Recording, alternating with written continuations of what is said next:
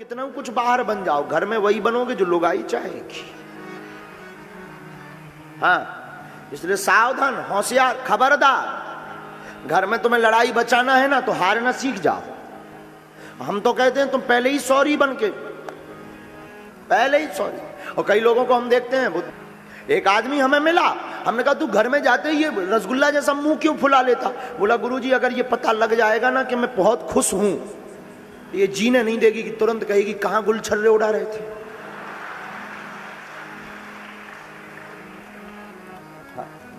मैंने कहा यार हद हो गई, मतलब तू घर में हंस भी नहीं सकता। बोले हंसना तो बहुत। एक बार ऐसे ही दमोह नाका पे रहने वाला मंगीलाल के बाप का नाम टिल्लू गुरु के ससुर का नाम फोकटलाल की लुगाई धनाबाई,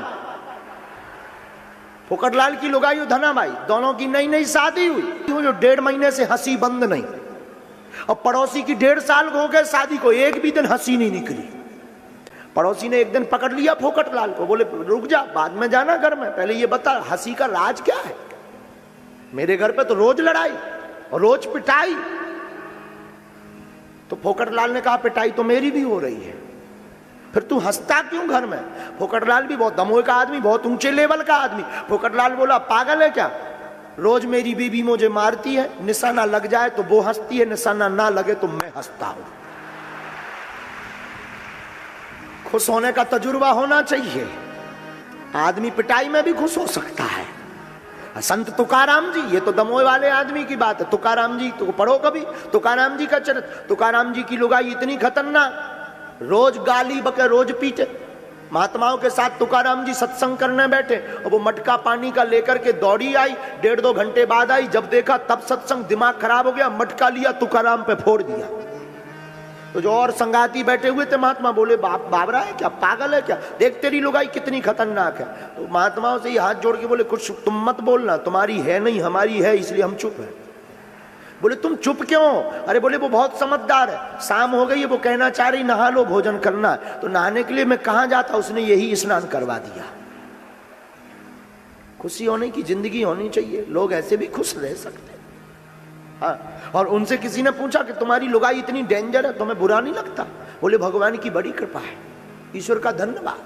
इसमें भी ईश्वर का धन्यवाद क्या?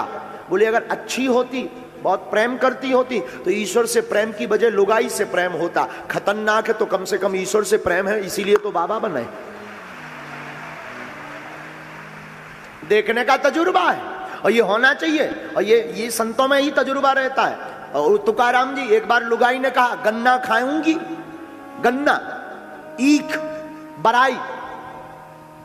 बेचारे गए सुबह से 10 बजे लेने, 6 बजे लौटे, क्योंकि गन्ने के खेत में ही सत्संग छिड़ गया किसान से। अब गन्ना तो लेके 20-25 चले, रास्ते में छोटे छोटे बच्चे आ गए, बाबा बाबा बाबा हमको दे दो, हमको दे दो, हमको। बांटते बांटते 6 बजे एक गन्ना बचा। एक गन्ना लेके, इन्हें तो पता था कि घर पे प्रवचन मिलना, घर पे एक गन्ना लेके ऐसे खड़े हो गए। लुगाई ने कहा गन्ना, दिमाग खराब, 6 बजे आए, कहां थे? वो महात्मा मिल गए थे।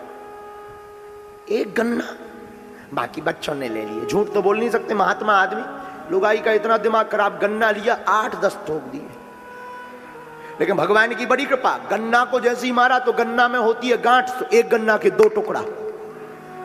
ये भी इतने बड़े महात्मा, दोनों टुकड़ा उठाए।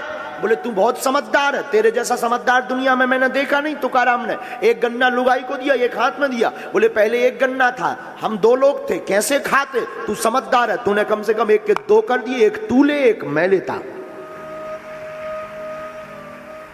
ये तजुर्बा होना चाहिए खुश होने का। फिर वही बात, घर में खुश रहना है ना तो हारना सीख जाओ।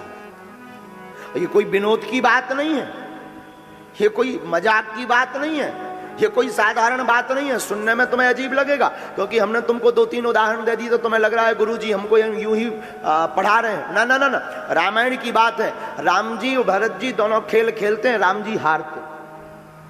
घर में हमेशा हारना चाहिए, जीत के हिसाब से जिंदगी जीनी ही नहीं चाहिए। मेरे पागलों, तुम अपनी जिंदगी में एक बात सिद्धांत में याद रखना, मेरे पागलों,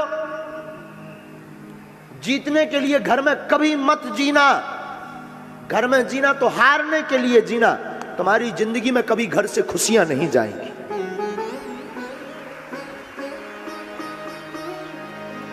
एक दिन भरत जी ने कहा कि रोज का रोज भगवान हार जाते हैं, भगवान को कभी जिताना है तो एक शर्त रखी,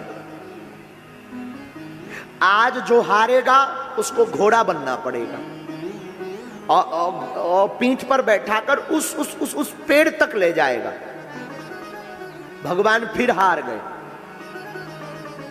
अब कहा कि आपको घोड़ा बनना पड़ेगा। राम जी भगे, पीछे पीछे पीछे पीछे सब, भरत जी, शत्रुघ्न जी, लक्ष्मण जी भागे, राम जी आगे आगे, भरत जी शत्रुघ्न जी पीछे पीछे। वहीं पर एक महात्मा रहते थे जिनका नाम था सुदर्शन जी। सुदर्शन नाम के भक्त भगवान की याद में बूढ़े हो गए थे, भगवान का दर्शन करने के लिए अयोध्या आए थे। किसी महात्मा ने बता रखा था कि अयोध्या में दशरथ के घर पर जो पुत्र होंगे ने वो साक्षात ब्रह्म होंगे। उनके दर्शन के लिए अयोध्या में साधना की, बुढ़ापा आ गया, सुनाई देना बंद हो गया, आंखों से दिखाई नहीं पड़ता, आज तक दर्शन नहीं भये। भगवान की तो प्रत्येक लीला में अद्भुत लीला है। भगवान घोड़ा बनना था, बने नहीं, दौड़ लगा करके सुदर्शन जी की कुटिया में जाकर उनको गले से लगा ली। खेल ही खेल सकल नृप लीला।